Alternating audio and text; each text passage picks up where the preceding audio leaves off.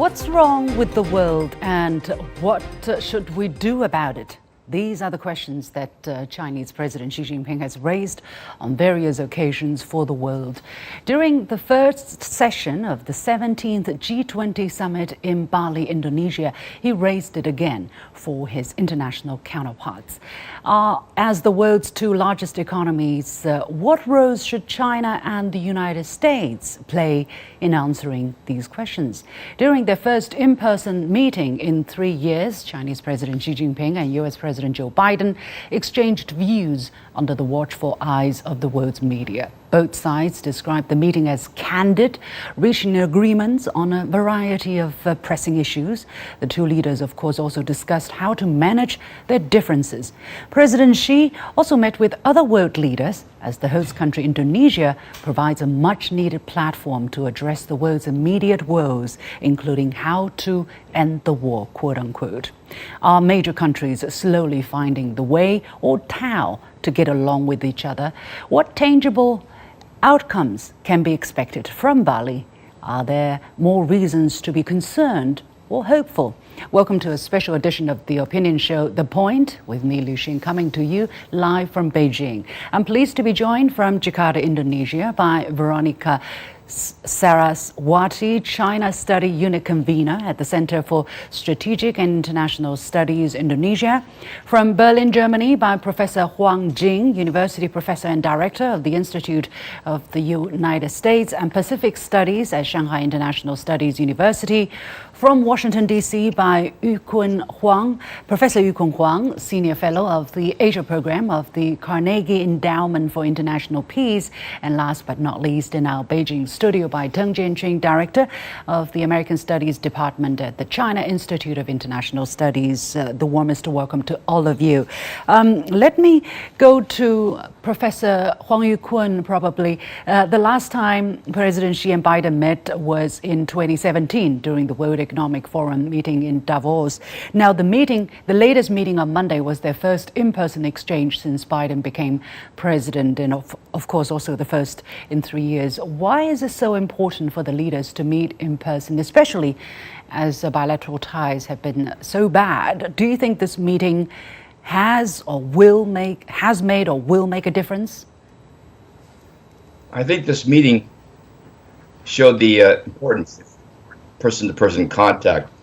President Biden and President Xi had discussions via links 5 times over the last year or two, but really did not address the key issues. I think those of us who follow U.S.-China tensions, I think we breathed a collective sigh of relief that this meeting led to what I call a very positive outcome. And I think the moment that actually captures the outcome the best is actually the media picture of the two of them greeting each other and the handshake. They greeted each other as longtime friends rather as adversaries. So I think that the major point of the meeting was to lower tensions, and I think they accomplished that. In that sense, it's a major success. But there are also a lot of skeptics. They see the issues being very strong. They see the potential of tensions rising over the next 6 to 7 months or even the year. So the big issue is, can this agreement to contain and moderate tensions, is this sustainable over the coming year? Professor Huang Jing, of course, we are all delighted to see people smiling, shaking hands as if they're old buddies, but we all have to keep a cool head and not be naive or swayed by optics. The United States official readout actually highlighted competition in its very first paragraph, saying it will continue to compete vigorously with China, including by investing in sources of strength at home and with aligning efforts with allies and partners. Is the United States blowing hot and cold air at the same time? Professor Huang Jing. Okay, it seems that he seems okay, that... Thank you. Yeah, I yes, think there are ahead. several issues here. I think there are several issues I have to consider into the question you just asked. First, that we must understand that Biden's main audience is at home, and given the division in American society and the political polarization, and you have to take care of the home front. That is, under the pressure from the opposition parties of the Republicans and his own party, he has to be politically correct. So in that regard, he have to post as a strong position vis-a-vis China, especially when the Democrats has just lost majority in the House. And secondly, I mean that he has to make sure that American allies and so-called partners will not see United States step down on the competition to China, especially in this kind of situation. Last but not the least, of course, has to put himself in a kind of bargaining position, and also to gain in this kind of conversation with China, including with Xi Jinping, not to kind of give people impression he gives in or he has softened his position. Okay, Professor Teng here in the frankly, studio. I think that uncertainty in the U.S. politics is a kind of major issue or major reason that he sounds like, not like what he said during summit. All right. Well, Professor Teng, I mean, people do things out of interest, right? They are not doing things because of their personal likings or their personal will.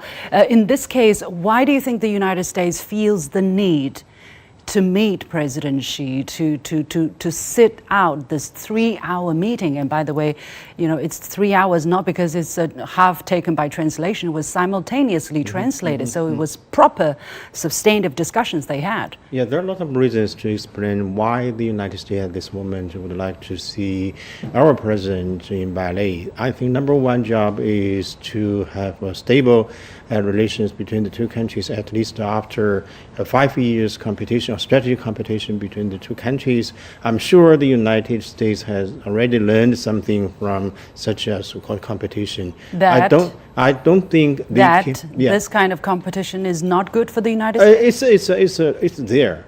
I think the competition is there. It's only one side of the coin. Another side should be the cooperation between the two countries, because the two largest world economies and the two permanent member of the UN Security Council, they should have some common ground to cooperate, not only to have such a competition, because, for example, in terms of the bilateral relation, we should cooperate in fighting against the pandemic, and also in terms of the world, we can do something in dealing with the climate change and also non-proliferation and also the anti-terrorism. So this is actually a task for the United States and for China. Second, I think we all laid the ground for the cooperation. For example, the midterm election, the Democratic Party also gets some benefit from the midterm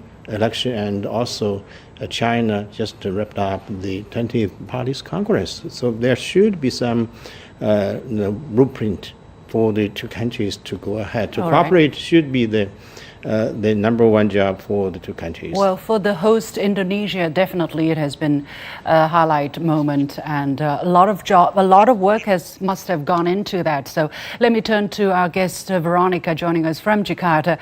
We understand that Indonesia's president has said to the press that America is Indonesia's friend and China is also a friend of Indonesia. So how does the China-US meeting, apparently a positive, candid, in-depth discussion, what does this mean for Indonesia and other emerging countries that have been watching very closely the development of this relationship? Yes, I think both presidents, Chinese President Xi Jinping and American President Biden, make a good progress in this moment. So both of them have clarified directions, defined a framework, and started a process.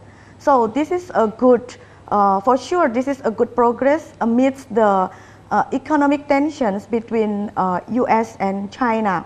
And for sure that the good consensus between both of them will give the optimistic, then it will boost the economic growth. Because the China and United States as the major power in this world. So the good cooperations between China and United States will give a positive impact for Indonesia and for other developing countries. From the economic side and from the security sectors. Yeah. Veronica, you just mentioned the security factor, and one of the issue, of course, that's very much on the mind, top of the list of concern for countries, for people in developed countries in Europe, for instance, or in the West, is the Ukraine crisis. And there was a bit of a confusion, actually, because according to Wang Yi, who is China's state counselor and foreign minister, President Xi Jinping stressed during his meeting with President Biden that the pressing priority is to seek a peaceful settlement of the Ukraine crisis through dialogue and negotiation.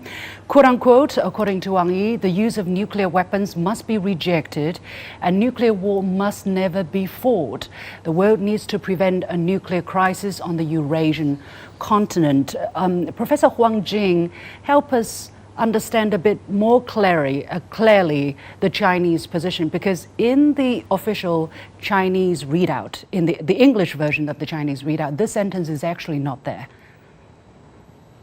I think the China's position on nuclear weapons has always been clear and very clear. That is, China is against the use of nuclear weapons under whatever conditions, especially for the nuclear powers, must take responsibility not to use nuclear weapons in a conflict against others, especially non-nuclear power. I think that is clear. And because we know that nuclear weapons, if used in a conflict as such, it will no limit. So it could provoke unlimited confrontation with nuclear weapon use, which means that end of war could be the end of all of us. So I think China's position here is clear and without any question. And especially in this Russia and the Ukraine conflict, and there are some rumors or speculations that Russia is going to use tactical nuclear weapons, and of course, United States and NATO make it very clear that they're going to retaliate severely if Russia do this. That will, lead to what we said a massive confrontation with the nuclear weapons, which is really bad. I think that on this regard, again, I don't think China's position is ambiguous at all. It's very clear. Professor Teng here in the studio. Actually, when President Xi Jinping met with the visiting German Chancellor Olaf Scholz, he made it very clear. He said that the use or the threat of use of nuclear weapon is not acceptable, and they must not, basically, the same words. So do you also see there is a consistency and clarity in China's position on this nuclear issue? You're right. I think China's nuclear policy or nuclear strategy, especially immediately after the nuclear testing in 1964, Chinese government declared that China will not use nuclear weapon against any non-nuclear weapon state, and no first use should put on the top agenda. Right now we're talking about Russia. Of course, Russia just use nuclear weapon as a deterrent, or threatened to use. Threatened to use actually is a policy to establish war between Ukraine and NATO to avoid any direct involvement in the conflict between Russia and Ukraine from the NATO countries. So this is actually a policy, or a little bit tricky policy by the Putin administration, just to show the capability to use such a massive, destructive, means against against NATO member states. That cannot be accepted by the countries. It's not a disaster for the European countries, for Russia, but also for the whole international community. So I think this time NATO also showed the threat to use nuclear weapons, and also initiate large scale of nuclear weapon exercise in recent months. So this is a game played by the two sides, by NATO and by Russia. They would like to show the possibility, the muscle, to show their. So China's message was for everybody, for anybody. Of course, because early this year the P5, also the 5 nuclear weapon state announced that nuclear weapon cannot be used, and all the member states should try the best to avoid any arms races in nuclear. Well, as for China's actual role, what China can actually do for the Ukraine crisis, there's always been the talk or the expectations on a bigger, a more so-called constructive role or useful role that China can play. Mr. Yu Kun-Huang, let me go to you. Professor Xi, of course, touched upon that. He made it clear, several points, for instance, what China think of the situation. For instance, there is no winner in a war, that it's a complex issue and not going to have a simple solution, that confrontation between major countries must be avoided. He says on China's role, he said China always stood on the side of peace and will continue to encourage peace talks. We support and look forward to a resumption of peace talks between Russia and Ukraine. At the same time, we hope that the United States, NATO, and the EU will conduct comprehensive dialogues with Russia. What is he trying to tell his Western counterparts here? Is he sending a message to Western leaders, to those involved in this conflict, that it is really a business that you have to settle among yourselves? Well, I think President Xi faces what I would call a three-part dilemma. He wants to maintain good relations with the West. He wants to maintain what I call the strong link alliance with Russia. But it also wants to honor what I call principles of sovereignty, and should not be interfering in the affairs of other countries. So it's a very difficult situation. The West tends to simplify it by grouping Russia and China together. So Biden refers to Ukraine and other issues as a battle between autocracies and democracies. And I think this puts China in a difficult situation. China is not like Russia in many ways. China, for example, requires or wants a rules-based international system in order to prosper. Russia is different. Russia, with its vast energy resources, has always felt that it could actually conduct foreign policies without worrying about sanctions and pressures from others, because it always felt that Europe depended greatly on Russia's vast energy resources. It still remains to be seen whether Western sanctions are going to do what I call serious harm to Russia in terms of pressuring it. But China certainly stands for what I call trying to reach a peaceful settlement, but at the same time it feels this dual pressure also from the West. If you look at Asia, what is it the West has been doing over the last 2 or 3 years? Basically defense agreements, the Quad, the AUKUS. So what is it that China is basically saying? At the same time you want me to intervene or help resolve the Ukraine crisis, you're also putting conflict and pressures on me in Asia, and you can't have it really both ways. Professor Huang Jing, your reaction to Mr. Huang's remarks there, because I first saw you shaking your head, but later on, I don't know what is your reaction here? I think that I agree with Professor Huang Kun's point that China is in a kind of awkward position, because on the one hand, China does have this agreement with Russia called Comprehensive Strategic Partnership. But on the other hand, China does want to stay and make contribution to the existing international order. And that makes China in a kind of what he called a dilemma. But after all, I think China's position has been very clear. That is, first and foremost, China has nothing to do with this kind of conflict. It is not China's making in the first place. Second, China is also not kind of involved in this kind of crisis. In other words, China is not entrapped in the Russia. Basically, so Professor Huang, sorry to interrupt here. What a lot of people are saying is that, look, China is close to Russia, has this rock-solid relationship. Why doesn't China exert more pressure on Russia and make it stop the war? Basically, I think that's the message many people are asking. No, I think that why China should do that. And first and foremost, China has this principle not to intervene into others' internal affairs. And in a large part, China thinks the decision for Putin to launch this so-called military special operation is Russia's idea. It's Russia's affair, and China is in no position to tell President Putin, hey, stop doing that. And I don't think China sees itself in that kind of position.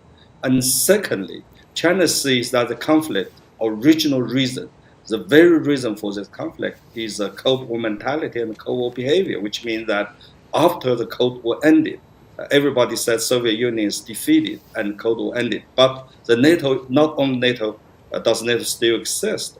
We know NATO is a military alliance vis-a-vis the Warsaw Pact, and Warsaw Pact disappeared a long time ago. But not only does NATO still exist, but keeps expanding eastward, all the way onto Ukraine and so on and so forth. And Georgia, now extending to Northeast Asia.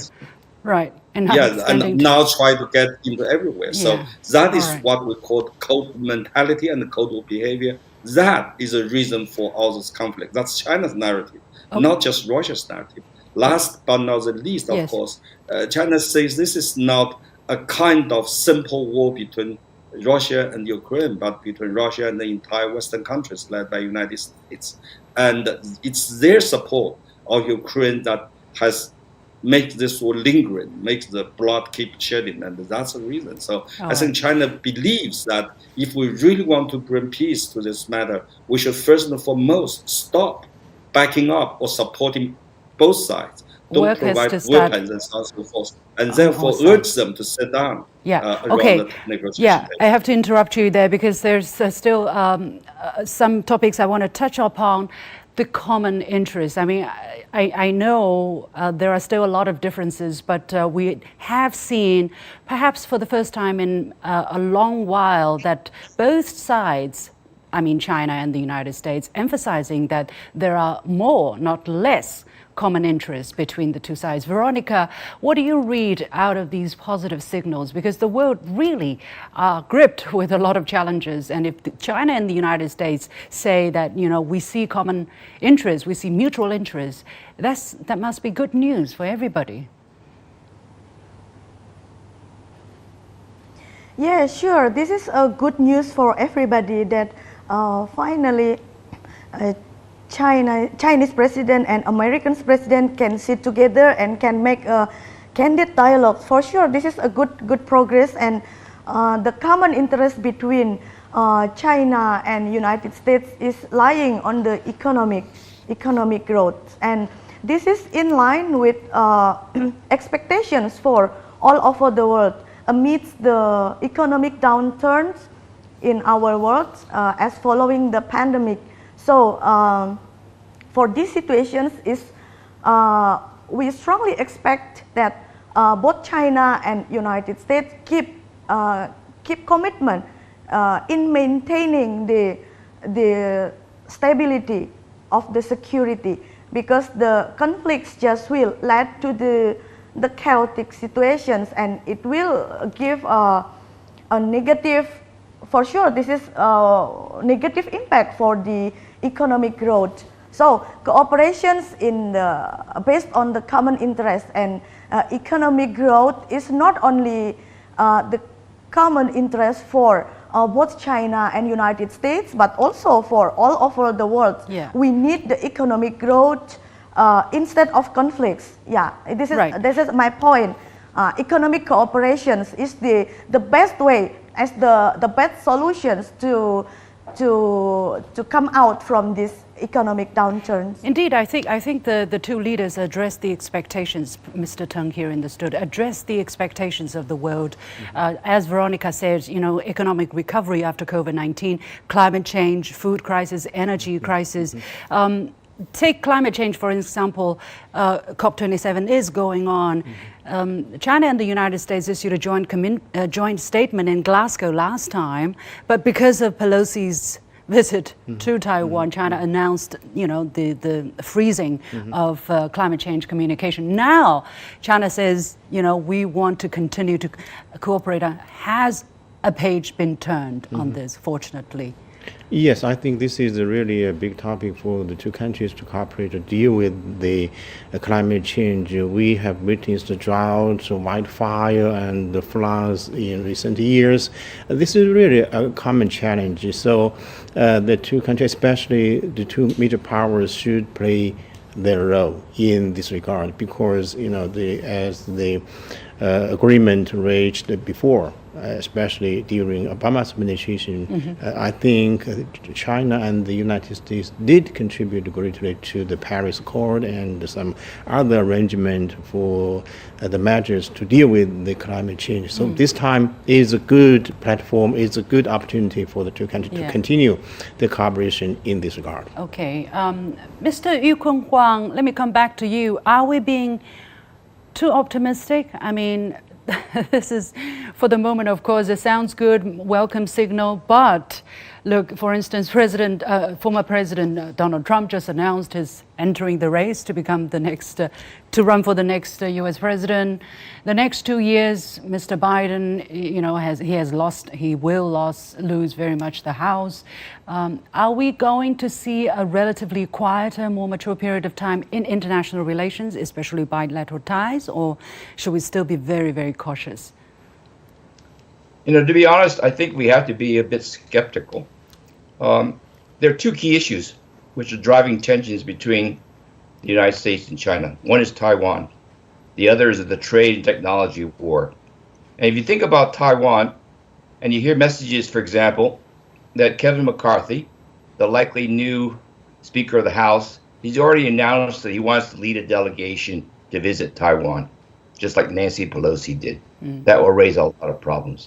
There are going to be elections in Taiwan the coming year. That will also trigger tensions.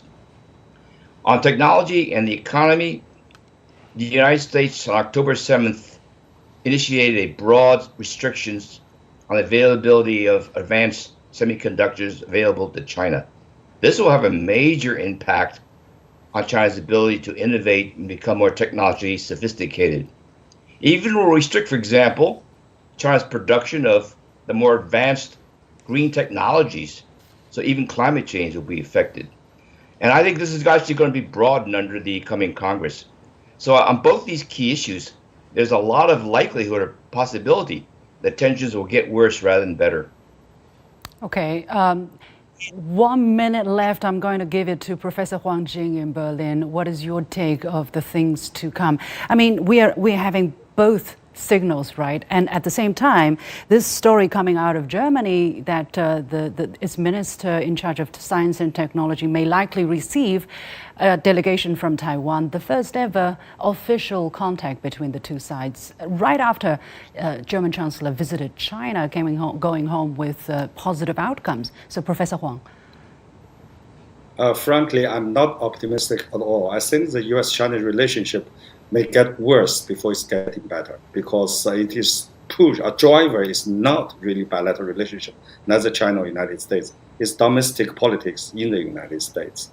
And first, and second, United States, both sides, Republican, Democrats, sees China as most serious challenger United States has ever met.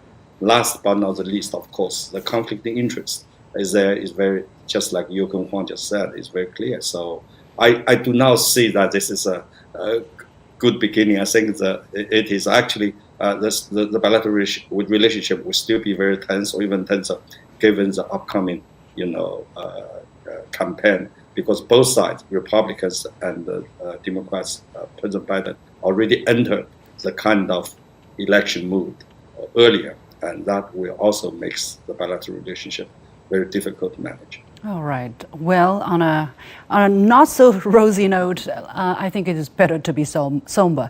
Thank you so much for all my guests, Veronica Saraswati, Professor Huang Jing, Mr. Yu Kun-Huang, and Teng Jianqun here in the studio. Thank you very much for joining us. And that's it for this edition of The Point with me, Liu Xin. As usual, you can follow me on Facebook and Twitter using the handle Liu Xin in Beijing. On behalf of the whole team, thank you for watching. You've got the point.